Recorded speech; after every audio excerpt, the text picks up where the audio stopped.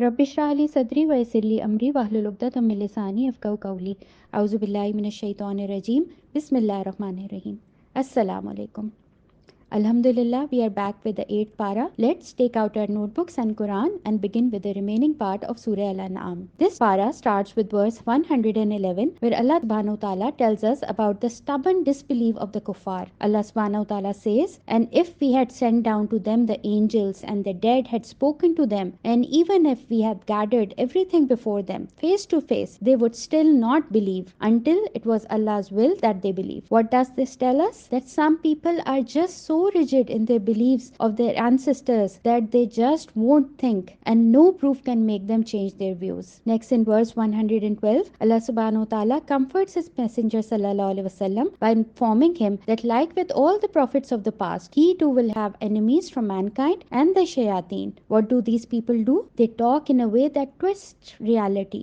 Their purpose is to spread lies about the prophets in such a beautiful way that other people get confused. This happens because Allah subhanahu wa ta'ala allowed it to happen. But why does Allah subhanahu wa ta'ala let evil people and their plans to succeed? To understand this, we need to go back to the creation of the first human, Hazrat Adam alayhi salam. Allah subhanahu wa ta'ala made humans in such a way that they had the freedom to choose between good and evil. He wanted his creation to exercise their freedom of choice properly and decide themselves what kind of lives they wanted to lead. If Allah subhanahu wa ta'ala wanted, he could have simply seen to it that there was no evil in the world. But then, how would he test us? How would he know then who were the ones who truly believed and who deserved to go to Jannah? Verse 118 to 121 tell us about the foods which Muslims are not allowed to consume. They include, number 1, dead animals, meaning animals which die without having been properly slaughtered. Number 2, blood. Number 3, flesh of swine. Number 4, an animal which had been invoked with a name other than that of Allah subhanahu wa ta'ala. Now let me ask you, is this a difficult demand from Allah subhanahu wa ta'ala? Would you want to eat things which are filthy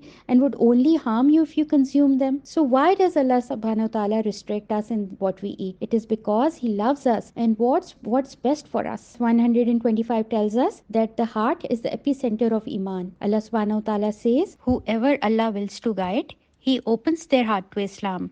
But whoever he wills to leave astray, he makes their chest tight and constricted as if they were climbing up into the sky." Our hearts are the centers of learning, making decisions, emotions, and thoughts, and our Iman is like the oxygen which gives life and energy to our bodies. So, when a heart is filled with Iman, that person becomes relaxed and peaceful. On the other hand, the person whose heart is empty of Iman, their chests are tightened, and even though they have all the blessings of this world, they are still not content. From verses 136 to 154, a charge sheet against the kuffar has been presented. They had fixed a share for their false gods from among their cattle and crops. Idol worship and Saturn worship had beautified for them killing their own children. They had stooped so low that it seemed fair to them to kill their children out of fear of poverty and burying their daughters alive for fear of dishonor. Basically, they themselves had become the lawmakers instead of accepting Allah subhanahu wa ta'ala as the lawmaker. Now in verse 151, Allah subhanahu wa ta'ala instructs Rasulullah sallallahu alaihi wasallam to tell the kuffar the things which Allah subhanahu wa ta'ala has actually forbidden us to do. They are not to associate partners with Allah subhanahu wa ta'ala, being kind to parents, not to kill children out of the fear of poverty and hunger, and staying away from shameful act. Which shameful act? Extramarital affairs, nudity, falsely accusing the innocent, taking intoxicants. We are told to not even go near these things, either openly or in secret. The list continues. Murder and suicide are absolutely prohibited. Do not exploit the wealth of the orphans. Be just in transactions and fulfill the covenant of Allah subhanahu wa ta'ala. Then Allah subhanahu wa ta'ala tells us in verse 153, "Indeed, that is my path, perfectly straight. So follow it and do not follow other ways, for they will lead you away from his way." We need to realize that Allah subhanahu wa ta'ala's path is straight, easy, with no confusions. Everything is there in the Quran and the life of Rasulullah sallallahu alaihi wasallam. So why do we look here and there for guidance? Allah subhanahu wa ta'ala asks us in verse 158 about what the non-believers are waiting for. Are they awaiting the coming of the angels, or are they waiting to see their Lord himself, or to see some of the major signs? Allah subhanahu wa ta'ala wants our faith and obedience during the time when the truth is hidden, because there won't be a test when everything is disclosed. Verse 160 shows us how much Allah subhanahu wa ta'ala loves us. We are told that if we do one good deed, Allah subhanahu wa ta'ala tells his angels to write it down as 10 good deeds. And if we do a sin, it is only written as one sin. Isn't that great? Doesn't this show us that Allah subhanahu wa ta'ala wants us to succeed? And this special treatment is not just for the prophets or the Sahaba or the very, very pious people, but for all of us. Next we come to verse 162. Allah subhanahu wa ta'ala says, "Say, verily my prayer, my sacrifice, my living and my dying are all for Allah, the Lord of all that exists." This verse should be our daily motto. It makes us realize that everything I do should be for Allah subhanahu wa ta'ala. All my ibadat, in fact even my whole life, are all to please Him only. If I live for Allah subhanahu wa ta'ala alone, then no trouble in life would be able to bring me down. My pleasure would come from pleasing Him, and negative attitudes of others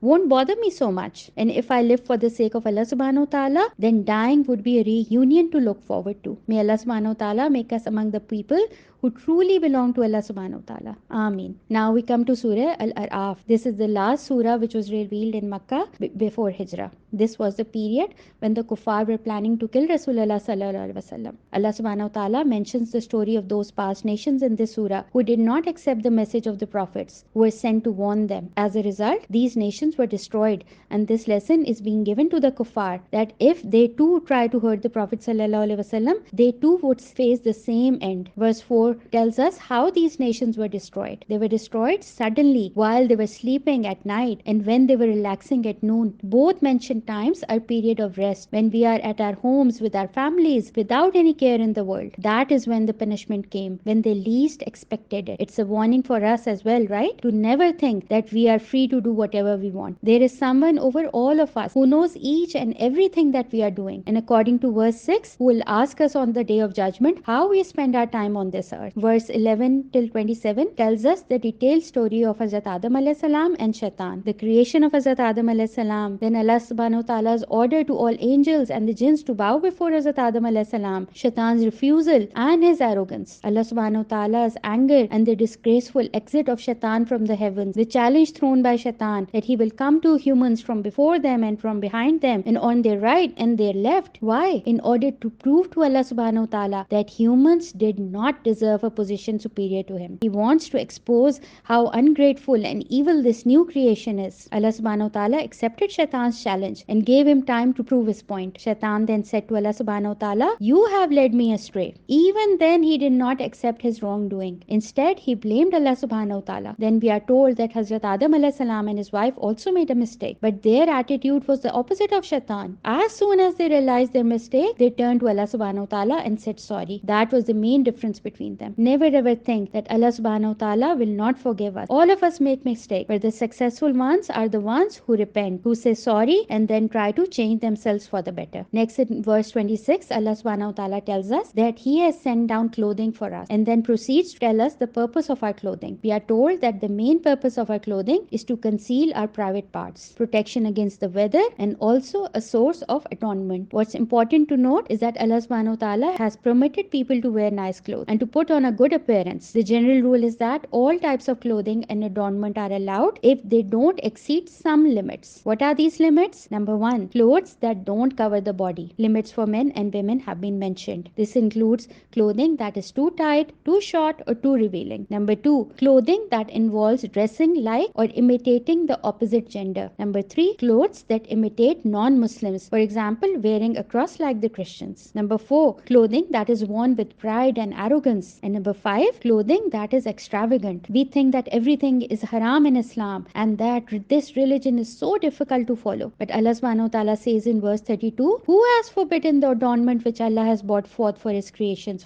or the good things that Allah has brought forth for His servants. Say they are for the enjoyment of the believers in this worldly life, but they will be exclusively theirs on the day of judgment. Actions which are actually forbidden by Allah subhanahu wa ta'ala are acts of indecency, whether open or secret. The same instructions were given before in Surah Al-An'am as well. The orders which are repeated again and again in the Quran means that they are very important. That's why Allah ta'ala is reminding about them again. Verse 38 describes the scene when the evildoers are being thrown in the hellfire. They will be cursing the people who came before them, and they will say to Allah subhanahu wa ta'ala that they are the ones who led us astray. That's why they should have double punishment. This is so scary, right? What if we started a bad trend and it was picked up by other people? Won't we also have to bear double punishment then? This shows that a person is not only accountable for the good or bad deed that he himself commit, but he is also accountable for the influence of those deeds on others. The next verse is a dialogue between the people of paradise and the people of hellfire. The people of fire will call to the people of paradise and ask them to pour some water over them, but they will be told by Allah subhanahu wa ta'ala that it is not allowed. Then they will be asked what led them to the hellfire, and the answer would be that they took their religion as amusement and play, and that the life of this world deceived them. Materialism took over them. They were more attached to the material things than to their maker. Allah subhanahu wa ta'ala will say, today we will ignore them just as they ignored the coming of the day of theirs and for rejecting our revelations. This takes us to the end of the 8 juz. The question I'm going to ask myself today is, how does Allah subhanahu wa ta'ala want me to dress, and do I dress accordingly? Jazakallah.